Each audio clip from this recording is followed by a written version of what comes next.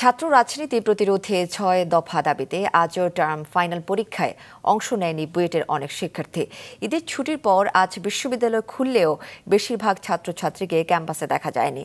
এদিকে বিশ্ববিদ্যালয়ের উপাচার্য জানিয়েছেন, প্রশাসনের সিদ্ধান্ত অনুযায়ী এখনও বুয়েটে ছাত্র রাজনীতি বন্ধ আছে। এটি স্থগিত করার বিষয়ে আদালতের কোনো আদেশ কর্তৃপক্ষের কাছে আসেনি।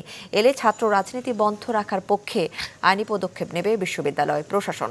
শিডিউল অনুযায়ী ৮ই মে পর্যন্ত পরীক্ষা চলবে। শিক্ষার্থীরা অংশ না নিলে এ বিষয়ে পরবর্তী সিদ্ধান্ত নেওয়া হবে। যেহেতু আমরা কোর্টের কাছ থেকে কোনো আদেশ পাইনি, কোর্টের কোনো অর্ডার আমাদের হাতে আসেনি, কাজেই 2019 সালের যে বিজ্ঞপ্তিটি ছিল সেটা এখন পর্যন্ত ভ্যালিড আছে বলেই আমরা মনে করি।